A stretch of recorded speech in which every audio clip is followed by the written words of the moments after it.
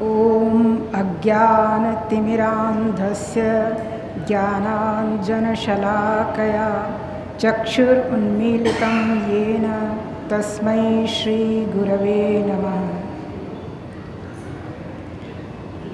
आज गुरु पूर्णिमा के इस अत्यंत पावन पर्व में सबसे पहले हम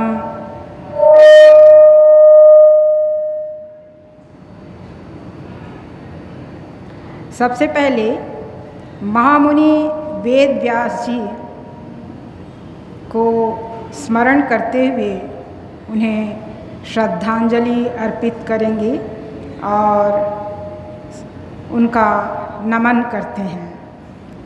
उन्होंने ही सबसे पहले सर्वसाधारण में, जनसाधारण में ज्ञान का संचार एवं संप्रसारण किया था। ये महान कार्य महर्षि वेद व्यास जी ने संपन्न किया, इसलिए वे हम सबके गुरु हैं और उनको इस गुरु पूर्णिमा के दिन उनका नमन करते हैं। गुरु परंपरा की दृष्टि से भी महर्षि वेद व्यास हमारे गुरु हैं। रामकृष्ण संघ शारदा मठ मिशन की गुरु परंपरा के अनुसार वे हमारे परापर गुरु हैं, महर्षि वेद व्यास। जरा सा इस गुरु परंपरा को देखें। रामकृष्ण संघ में संघ की गुरु परंपरा में महर्षि वेद व्यास हमारे परापर गुरु हैं। अनादि गुरु भगवान विष्णु हमारे प्रथम गुरु माने जाते हैं। सबसे प्रथम गुरु माने गए हैं रामकृष्ण संघ में। भगवान विष्णु से ज्ञान का संचार सबसे पहले ब्रह्मा जी में हुआ और फिर ब्रह्मा जी ने उस परम ज्ञान को अपने मानस पुत्र सनक, सनंदन, सनातन और सनत कुमारों को प्रदान किया। इन कुमारों से वही ज्ञान महर्षि वेद व्यास जी को मिला। महर्षि वेद व्यास जी ने इन कुमारों से शिक्षा प्राप्त की और ज्ञान की उपलब्धि की। इसके बाद महर्षि वेद व्यास ने यही परम ज्ञान अपने पुत्र शुकदेव मुनि को प्रदान किया। शुकदेव जी ने यह ज्ञान गुरु परंपरा क्रम में ये ज्ञान जो है गौड़पाद जी को मिला। महर्षि गौड़पाद के शिष्य हुए गोविंदपाद। तो वही परम ज्ञान जो है महर्षि गौड़पाद जी ने गोविंदपाद जी को प्रदान किया। गोविंदपाद से शिष्य परंपरा क्रम में ये ज्ञान मिलता है भगवत्पाद आचार्य जगतगुरु शंकराचार्य को। शंकराचार्य ये ज्ञान प्राप्त करते हैं और शंकराचार्य से गुरु परंपरा क्रम में ये ज्ञान मिलता है तोतापुरी जी को। फिर तोतापुरी जी इसी ज्ञान को भगवान श्री रामकृष्ण देव को प्रदान करते हैं। भगवान श्री रामकृष्ण देव से यह ज्ञान आता है, शारदा देवी को मिलता है और उनके प्रमुख शिष्य जो हैं स्वामी विवेकानंद, ब्रह्मानंद आदि शिष्य और कुछ भक्तों को यह ज्ञान उन्होंने प्रदान किया। तो ये ज्ञान जो है अब उन्हीं की शिष्य परंपरा क्रम में हम वही ज्ञान प्राप्त कर रहे हैं। हम लोग जो आज दीक्षा के द्वारा ज्ञान प्राप्त करते हैं रामकृष्ण संघ और शारदा मठ की माता जी, महाराज जी, स्वामी जी लोगों से, तो वही ज्ञान जो है हम लोगों में संचारित होता है। तो इस तरह से गुरु परंपरा की दृष्टि से महर्षि वेद व्यास जी हमारे परापर गुरु हैं उन्होंने ज्ञान जो है कुमारों से, सनत कुमारों से प्राप्त किया था। इसलिए वे हमारे दोहरे पूजनीय हैं, एक तो साधारण दृष्टि से और एक हमारे गुरु परंपरा की दृष्टि से।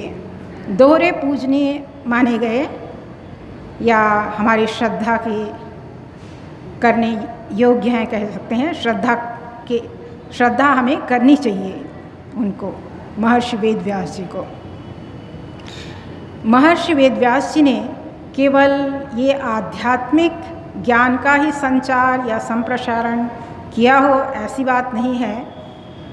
उनके द्वारा संग्रहित 4 वेद, 18 महापुराण और महाभारत आदि ग्रंथों में इस आध्यात्मिक ज्ञान के अतिरिक्त बाहरी जगत से संबंधित भौतिक, लौकिक और व्यावहारिक ज्ञान भी उनके ग्रंथों में भरे पड़े हुए हैं। तो हमें महर्षि वेदव्यास जी से हर तरह के ज्ञान जो है प्राप्त होते हैं, प्राप्त कर सकते हैं उनके ग्रंथों को पढ़ करके। जो भी ज्ञान पाना चाहें उनके ग्रंथों में मिल जाएंगे। तो ये महर्षि वेदव्यास इसलिए सभी के गुरु हुए। इसके अतिरिक्त इस गुरु पूर्णिमा के दिन हम लोग, बहुत से लोग, हम लोग जो हैं, बहुत जन अपने शिक्षक, शिक्षिका, अध्यापक और लेक्चरर, प्रोफेसर, साथ ही जो संगीत और नृत्य आदि के विद्यार्थी होते हैं, रुचि रखने वाले होते हैं, वे अपने इन कला के गुरुओं को भी अत्यंत श्रद्धापूर्वक स्मरण करते हैं, नमन करते हैं उनको। ये तो इस तरह से हमें ज्ञान देने वाले बहुत से लोग हैं। मनुष्यों से ही केवल हमें ज्ञान मिलता हो ऐसी बात नहीं है। इस प्रकृति में पेड़ पौधे, नदी, पर्वत और पशु पक्षी जितने भी हैं, उन सब से हमें कुछ न कुछ ज्ञान जो है मिलते हैं या उनसे ज्ञान हम प्राप्त कर सकते हैं। तो वे सभी हमारी श्रद्धा के पात्र हैं या हमारी श्रद्धा उन सभी के प्रति होनी चाहिए। तो ये ज्ञान जो है हमें असंख्य तरह से प्राप्त करते हैं, असंख्य माध्यम हैं प्राप्त करने के। और ज्ञान जो है खुद अनंत है, ज्ञान भी अनंत है, ज्ञान के स्रोत भी हैं, अनंत हैं। ज्ञान कि हम जितनी भी गहराई से अध्ययन करते जाएं, ज्ञान उतना गहरे से गहरा होता जाएगा। उसकी कोई सीमा नहीं है, अथाह कोई सा भी ज्ञान हो, ज्ञान हर क्षेत्र में देखें, जितना भी अध्ययन करें, ज्ञान गहरे से गहरा, सूक्ष्म से सूक्ष्म होता जाता है। एक छोटा सा उदाहरण है, मशहूर गायिका जो हैं लता मंगेशकर जी, उनसे किसी ने पूछा था, आपको आपका कौन सा गाना सबसे अच्छा लगा? आपको ऐसा लगता है कि आपने यह गाना बहुत अच्छे से गाया है, आपको संतोष हुआ? तो उनका उत्तर था कि मुझे तो हर बार यही लगता है, हर गाने को गाने के बाद यही लगता है कि इसे और अच्छी तरह से गाया जा सकता था, मैं और अच्छी तरह से गा सकती थी। तो ये है गान की माने ज्ञान की गहराई। ज्ञान जो है अथाह है, जितना उसका अध्ययन करते जाएंगे और गहरे से गहरे पहुंचते जाएंगे, ज्ञान जो है सूक्ष्म से सूक्ष्मतर, सूक्ष्मतम होता जाएगा। इसकी कोई सीमा नहीं है, कहाँ अंत है नहीं कह सकते। ज्ञानी शिरोमणि भगवान श्री रामकृष्ण देव भी कहते हैं, ज्ञान की कोई सीमा नहीं है, ज्ञान अनंत है। साथ ही साथ इसलिए ज्ञान जो है हमें जीवन भर सीखते ही रहने की ज़रूरत पड़ती है, हर क्षेत्र में, चाहे शिक्षक हो, अध्यापक हो, डॉक्टर हो या फिर इंजीनियर हो या जो भी हो, हर क्षेत्र में ज्ञान का निरंतर जो है अध्ययन जरूरी है। भगवान श्री रामकृष्ण देव कहते हैं, जावत बाची तावत सीखी, बंगला में है, इसका अर्थ है जब तक जीवन है तब तक सीखना है। तो वो जिनकी विद्या, जिनके ज्ञान का लोहा जो है विश्व भर के विद्वान मानते हैं, ऐसे भगवान श्री रामकृष्ण देव जब इस तरह की बात कहते हैं कि जीवन भर सीखना है, तो फिर साधारण हम लोगों की तो बात ही क्या, हम लोगों को जीवन भर सीखने की आवश्यकता है ही। लेकिन जितना भी हम ज्ञान सीखें, ये जो बाहरी जगत से संबंधित ज्ञान जितना भी अर्जन करें, जितना भी अध्ययन करें, जितनी तरह का ज्ञान अर्जन करें, फिर भी ऐसा लगता है कि हमारे अंदर कुछ अधूरापन है, कुछ अभाव है। ये ज्ञान जो है हमें पूर्णता प्रदान नहीं कर पाती है। तो इस तरह से ये जो पूर्णता, ये अभाव मन में खटकता रहता है, ये कैसे दूर होगी?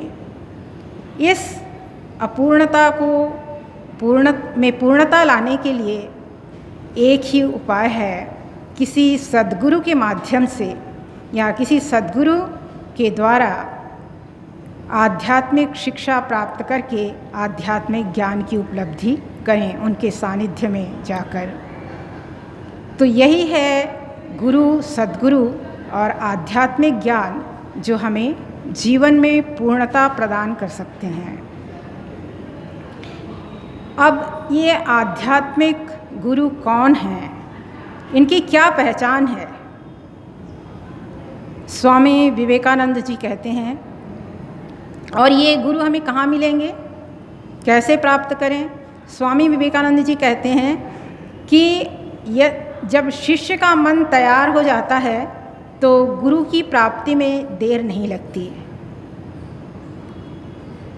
मन में जब इस तरह का अभाव या अधूरापन जब तीव्रतर हो जाता है तो गुरु अपने आप उपस्थित हो जाते हैं, या गुरु भगवान स्वयं भगवान ही गुरु का रूप धारण कर उनके पास आते हैं। किसी न किसी तरह से गुरु प्राप्त हो जाते हैं। और ये गुरु कौन है, इनकी पहचान क्या है, कैसे पहचान करेंगे? आजकल तो गुरुओं की भरमार है, फेक गुरु बहुत हैं, तो इनके चंगुल में जिससे ना फंस जाएं, इसलिए सद्गुरु की पहचान, उनके लक्षण के बारे में जानना कुछ ज़रूरी है। स्वामी विवेकानंद जी कहते हैं, ऐसे आध्यात्मिक महापुरुष जो हैं, महात्मा हैं, वे आध्यात्मिक शक्ति के भंडार होते हैं।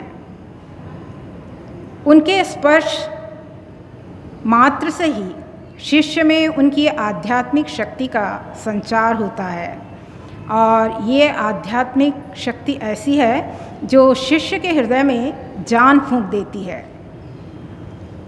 ऐसे ये आध्यात्मिक गुरु दिखने में केवल मनुष्य के जैसे होते हैं, उनका चोला जो है केवल मनुष्य का होता है, परंतु वास्तव में उनके अंदर बाहर उनका जो कुछ भी है उन सब में ईश्वर ही, परमेश्वर ही समाया होता है। ये इसको समझने की, इसमें विश्वास करने की ज़रूरत है शिष्य को। इसके बाद स्वामी शारदानंद जी कहते हैं, जब किसी महापुरुष का हृदय जो है अत्यंत निर्मल हो जाता है, उसमें स्वार्थ का लेश तक नहीं रहता, स्वार्थहीन, स्वार्थ रहित हो जाता है पूरी तरह से, हृदय में कोई किसी भी प्रकार का अभिमान, अहंकार नहीं रह जाता, पूर्णतः अहंकार रहित हृदय होता है। साथ ही साथ वासना रहित हो जाता है जब हृदय किसी महापुरुष का, तो उस विशुद्ध और स्वच्छ अंतःकरण में, शुद्ध हृदय में ईश्वर की अनुग्रह शक्ति जो है प्रकाशित होती है, और इसी अनुग्रह शक्ति के द्वारा ये महापुरुष जो हैं शिष्य पर कृपा करते हैं, अनुग्रह करते हैं। भगवान शंकराचार्य ने कहा है कि गुरु मौन होते हैं। ऐसे महापुरुष, ऐसे सद्गुरु जो हैं मौन रहते हैं और शिष्य उनके सानिध्य में उपस्थित होने पर शिष्य के मन में जितने भी संशय होते हैं, ये दक्षिणामूर्ति स्तोत्र में आया है, मौनम गुरु व्याख्यानम चित्रम वटतरुर्मूले। तो ये है मौन गुरु होता है, शिष्य भी मौन ही होते हैं। वो प्रश्न नहीं करते हैं, गुरु से कोई भी प्रश्न नहीं करते, परंतु उनके सारे प्रश्नों का, सारे संशयों का निवारण हो जाता है, उनके सारे संशय छिन्न हो जाते हैं। ये एक सद्गुरु का लक्षण है, पहचान है उनकी। और भी है, सद्गुरु भगवान शंकराचार्य कहते हैं, सद्गुरु जब ऐसे महापुरुष जो लोग हैं वे, उन्होंने कहा है, शांता महांतो निवसंति संतो वसंतवल्लोकहितं चरन्त तीर्णा स्वयं भीम भवार्णवं जनान हेतुनान्यान अपि तारयन्तः। ऐसे ये जो महापुरुष हैं, सद्गुरु लोग हैं, वे भयंकर संसार समुद्र को स्वयं तो पार कर गए हैं और बिना किसी कारण के, बिना किसी कारण उनको नहीं है, लेकिन वे बिना किसी कारण के स्वार्थ रहित होकर दूसरों का हित का आचरण करते रहते हैं। बसंत ऋतु के समान, ऋतुराज बसंत जिस तरह से सबका हित करता है, उसी तरह से ये महापुरुष दूसरों का कल्याण करते हुए निवास करते हैं इस संसार में। तो इन महापुरुषों को प्राप्त करें, साथ ही साथ इनके सानिध्य में जाएं, तो यह जीवन की जो अपूर्णता है वह पूर्णता में बदल जाती है। फिर मन में कोई अशांति, अभाव नहीं खटकता रहेगा। जितनी भी धन संपत्ति हो, रुपये पैसे हों, विद्या हो, ज्ञान हो, हर तरह से हम संपूर्ण होते हैं, लेकिन कुछ ना कुछ कमी जो है, अभाव खटकता रहता है। तो इस अभाव को दूर करने के लिए ही सद्गुरु के शरण में जाने की आवश्यकता होती है। अब शिष्य के लिए भी कुछ शर्तें हैं। शिष्य बिल्कुल अहंकार, अभिमान रहित होकर नम्रतापूर्वक गुरु से उपदेश ग्रहण करे, तभी वह उपदेश जो है हृदय में, शिष्य के अंतःकरण में ठहर पाएगा, नहीं तो बह जाएगा। वह उपदेश को धारण करने में समर्थ नहीं होगा। इसीलिए कहा गया है कि नम्रतापूर्वक गुरु से उपदेश ग्रहण करना चाहिए। इसे एक उदाहरण से, एक दृष्टांत से और समझा जा सकता है। राजा पीपा को एक बार उपदेश ग्रहण करने की इच्छा हुई किसी महात्मा से। उस समय भक्त रैदास की बहुत चर्चा थी, सब लोग उनके पास जाकर उपदेश ग्रहण करते थे उनसे और आशीर्वाद लेते थे। राजा पीपा ने उनका नाम सुना, उनको भी उनसे उपदेश ग्रहण करने की इच्छा हुई। वे जाने के लिए सोचते हैं उनसे उपदेश ग्रहण करने का, परंतु उनको लगता है मैं एक राजपूत क्षत्रिय राजा, नीच जाति के चमार महात्मा रैदास से कैसे उपदेश ग्रहण करूं, लोग मुझे क्या कहेंगे, कैसे उनके पास जा सकता हूं। लेकिन फिर उनको उपदेश ग्रहण करने की भी बड़ी इच्छा है, तो सोचते हैं मैं शाम के समय जाऊंगा और उपदेश ग्रहण करूंगा उनसे। एक संध्या वे पहुंचते हैं महात्मा रैदास के पास और उनसे उनका अभिवादन करते हैं यथोचित राजा पीपा। महात्मा रैदास उस समय जूते सिलाई कर रहे थे। उन्होंने अपने चमड़े के डोल से राजा से कहा, राजन भगवान का चरणामृत लीजिए करके उस डोल से थोड़ा सा पानी राजा की अंजलि में डाला। परंतु राजा को उस समय लगता है कि अरे इनके हाथ का जल मैं कैसे खाऊंगा, कैसे पीऊं। वे बड़ी चालाकी से उस अंजलि का चरणामृत जो है इस तरह से ढाल देते हैं। इससे उनकी आस्तीन जो है, कमीज की आस्तीन जो है भीग जाती है, गीली हो जाती है। सोचते हैं कि मन ही मन महात्मा जी ने देखा नहीं है, मैंने बड़ी चतुराई की है, खुश होते हैं अपने आप में। लेकिन महात्मा रैदास समझ जाते हैं, पर वे चुप रहते हैं, कुछ नहीं कहते हैं। फिर राजा कहते हैं कि मुझे कुछ उपदेश दीजिए। कहते हैं आज तो यही, बस इतना ही उपदेश, कभी बाद में होगा। राजा लौट जाते हैं महल में और वो तो गीला हो गया था कपड़ा, उतार देते हैं। दूसरे दिन जब धोने के लिए धोबी ले जाता है और जब धोता रहता है उसको, तो उसमें कुछ दाग पड़ गया था जहाँ पर पानी गिरा था, चरणामृत गिरा था। तो उसको वो जब घिसता रहता है धोबी, तभी उनकी लड़की आ जाती है 10 साल की, और वो उसको झटक लेती है, पकड़ लेती है कमीज को, और उस आस्तीन जहाँ पर दाग था उसी को चूसने लगती है। उस समय शायद ये चूस कर दाग निकालने का कुछ मेथड था। तो चूस लेती है, और चूसने के साथ ही साथ जैसे ही वो उसके गले में जाता है तो उनको दिव्य अनुभूति होती है, एक बहुत आनंद होता है अंदर से। और थोड़ी ही देर में उसके मुंह से तत्व की बातें जो है निकलने लगती है, अनर्गल तत्व चर्चा करने लगती है। वहाँ पर उस घाट में ही जहाँ पर कपड़े धो रहे थे वहाँ पर लोगों की भीड़ जमा हो जाती है।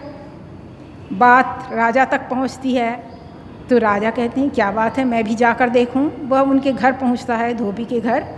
तब लड़की बताती है कि जैसे ही मैंने उस कपड़े को चूसा, मुझे एक अद्भुत आनंद का अनुभव हुआ, और उसके बाद से ही मुझ में ये ज्ञान उदय हुआ और मैं ये बात कह रही हूँ, तत्व की बातें कहने लगी हूँ। तो इस तरह से ये चरणामृत जो है राजा अपने अहंकार की वजह से धारण नहीं कर पाया। तो इसी तरह किसी महापुरुष से जब ज्ञान लेने जाते हैं तो किसी भी तरह का अहंकार नहीं होना चाहिए, तभी वह ज्ञान जो है, वह आशीर्वाद जो है हम हृदय में धारण कर पाएंगे। राजा फिर से दूसरे दिन महात्मा रैदास के पास पहुंचते हैं और उनसे क्षमा मांगते हुए कहते हैं कि मुझसे गलती हुई है, आप मुझे फिर से ज्ञान प्रदान कीजिए। तो महात्मा रैदास कहते हैं कि आपके भाग्य में तो मैंने तो आपको अमृत दिया था, पर वह आपके भाग्य में नहीं था, अभी उसे ग्रहण करने में कुछ समय लगेगा, आप बाद में आपको वह मिलेगा करके कुछ छोटा मोटा उपदेश देकर उन्हें भेज देते हैं, जिनसे उनका अहंकार जो है थोड़ा कम हो जाए। तो इस तरह से अहंकार रहित होकर उपदेश ग्रहण करना चाहिए। दूसरी शर्त है शिष्य के लिए कि सद्गुरु का जो सब कुछ जो है उनका दिव्य है, उनकी इस दिव्यता पर, उनकी आध्यात्मिक शक्ति पर प्रगाढ़ विश्वास होना चाहिए। ये भी कैसा विश्वास, मैं स्वामी विवेकानंद का एक एग्जाम्पल दूंगी।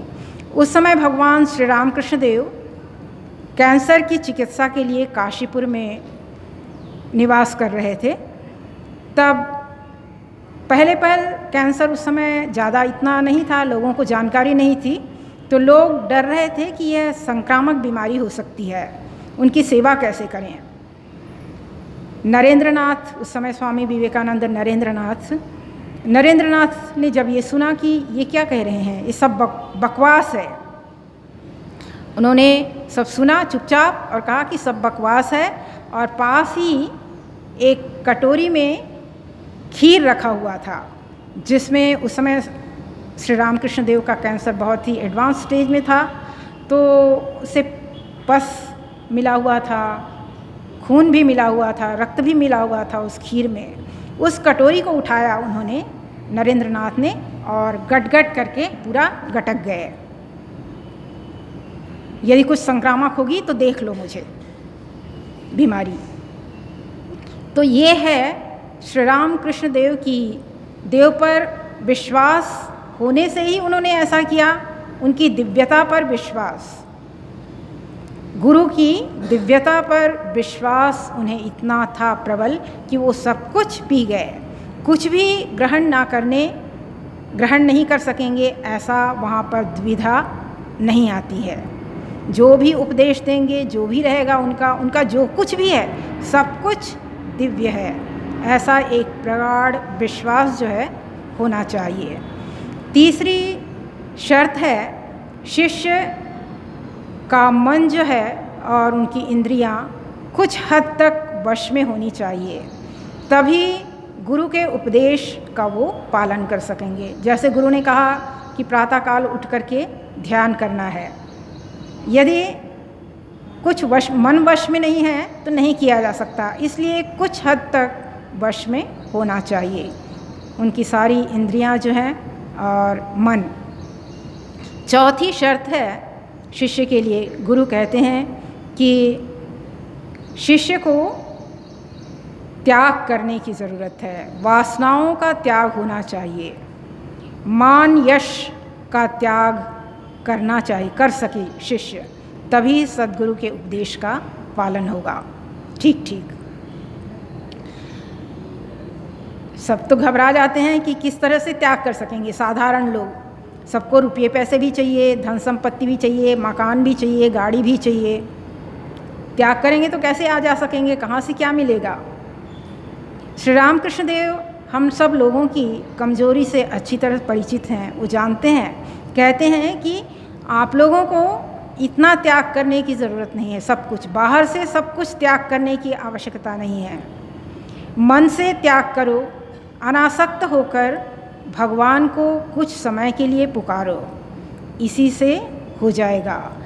उनका कहने का मतलब है कि संसार में, घर परिवार में या रुपये पैसे को लेकर उसी में डूबे मत रहो, उसी में डूब नहीं जाना चाहिए। सब करो पर मन को थोड़ा अलग रख करके उसे भगवान में लगाओ, भगवान को पुकारो, तो इससे जो है मन का अभाव जो है, जो अधूरापन है, मन में जो कुछ कमी खटकना है, हमें ये नहीं मिला, वो नहीं मिला, कभी कभी ऐसा लगता है ना, तो ये सब बातें जो हैं नहीं आती हैं, मन जो है पूर्ण संतुष्ट रहता है। तो ये मन को पूर्णता प्रदान करें, मनुष्य को पूर्णता प्रदान करने का कार्य जो है कौन करते हैं? सद्गुरु। तो ये है, और गुरु और शिष्य का संबंध जो है अत्यंत मधुर होता है, ऐसा बहुत ही निकटतम, संसार में जितने भी संबंध हैं, माता पिता पुत्र पति पत्नी, उन सबसे भी अधिक संबंध जो है किससे होता है? गुरु से होता है, गुरु से निकटतम होता है। और गुरु जो है प्रेम और क्षमा के सागर होते हैं, समुद्र होते हैं। ज्ञान तो देते हैं, गुरु देते ही हैं, हमें हमारा अज्ञान जो है दूर करते हैं, अहंकार दूर करते हैं, साथ ही साथ मोक्ष ज्ञान प्रदान करते हैं। केवल इतना ही नहीं, गुरु शिष्य को जब शरण में लेते हैं, आश्रय में लेते हैं, तो उनके हर तरह से रक्षा करने का दायित्व भी ले लेते हैं। श्री रामकृष्ण के जीवन में ही एक उदाहरण है, मैं इस तरह से दे सकती हूँ, यहाँ पर प्रासंगिक ही होगा। उस समय वो इतना अपने शिष्यों से प्रेम करते थे। स्वामी विवेकानंद ने तो कहा है कि श्री रामकृष्ण देव ने मुझे इतना प्रेम किया है, वो मुझसे इतना प्रेम करते हैं जितना कि मेरे माता पिता भी नहीं करते। और मैंने कितने ही अपराध किए, मेरे लाखों अपराध श्री रामकृष्ण देव ने क्षमा किए हैं। मैंने जितनी भी प्रार्थनाएं की हैं, मेरी जितनी भी प्रार्थना है, उन्होंने सब कुछ पूरी की है। एक भी प्रार्थना मेरी ऐसी है जिसे उन्होंने नामंजूर नहीं किया, हर प्रार्थना उन्होंने मेरी मंजूर की है। तो ये गुरु ऐसे होते हैं।